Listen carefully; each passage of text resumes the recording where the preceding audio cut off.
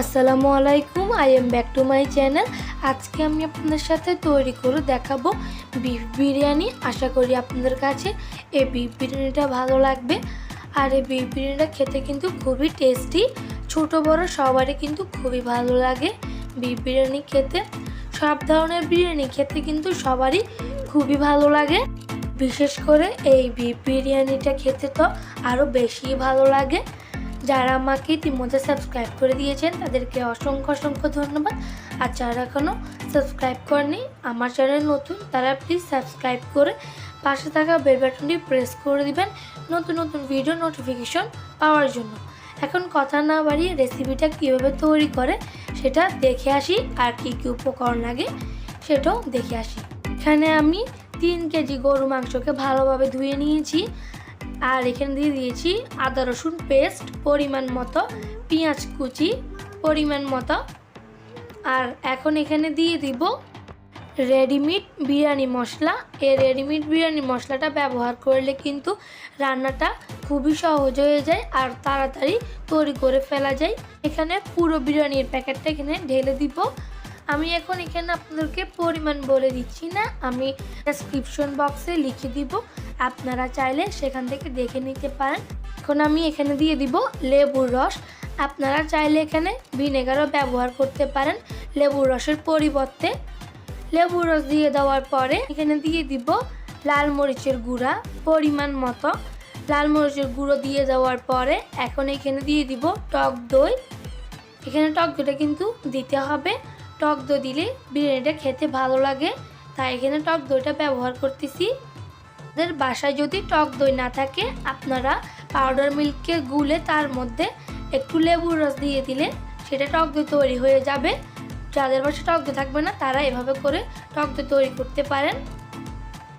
এখন এখানে দিয়ে দিব পরিমাণ মতো লবণ।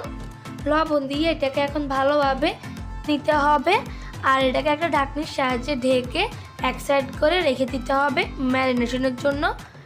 এটা ম্যারিনেট করা হয়ে গিয়েছে। এখন আমি এটাকে চুলায় তুলে দিব এটা রান্না করার জন্য।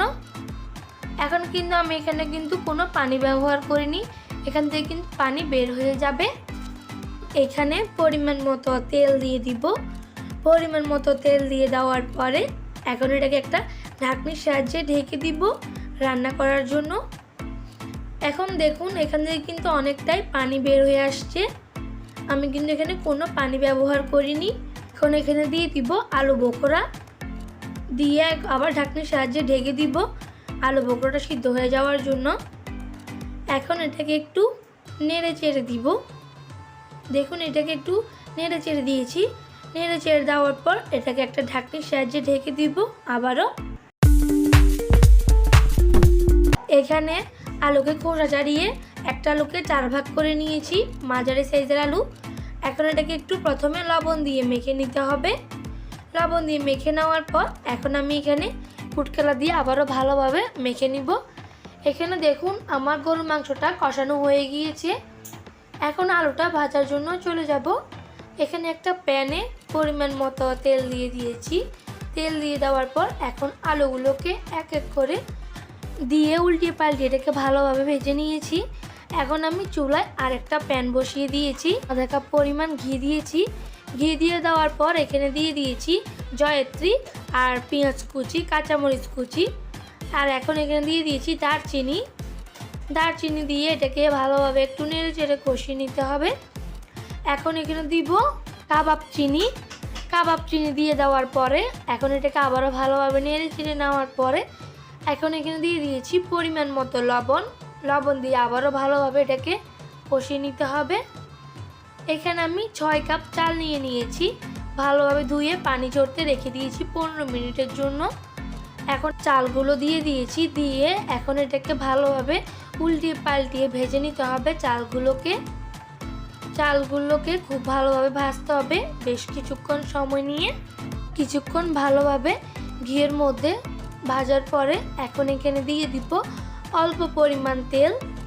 আপনারা চাইলে পুরা রান্নাটাই কিন্তু তেল দিয়ে করতে পারেন, চাইলে ঘি দিয়েও করতে পারেন, এটা আপনাদের ইচ্ছা। এখন আবার তেলের মধ্যে এটাকে ভালোভাবে ভেজে নিতে হবে চালটাকে। এখন এটাকে ভালোভাবে ভেজে নেওয়ার পরে এখানে পানি দিয়ে দিব। আপনারা কিন্তু সবাই জানেন 1 কাপ চালের জন্য 2 কাপ পানি। এখানে ফুটন্ত গরম পানি ব্যবহার করব। ফুটন্ত গরম পানি দিয়ে যদি এই বিরিয়ানিটা রান্না করা হয় তাহলে কিন্তু বিরিয়ানি দেখতেও সুন্দর লাগে আর ঝরঝরে হয়।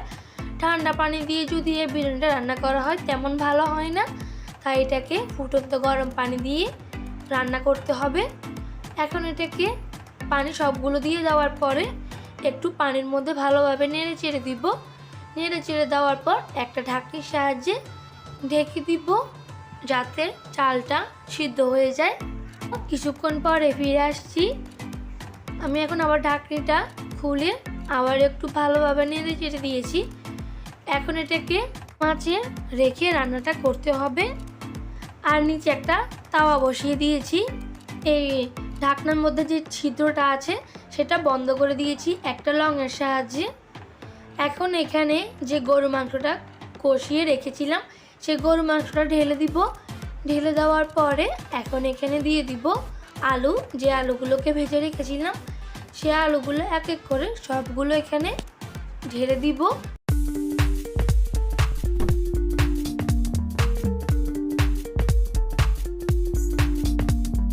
এখন এটাকে ভালোভাবে নেড়ে চেড়ে দিব যাতে গরু মাংস আর আলুটা ভালোভাবে ভাতের সাথে মিশে যায়।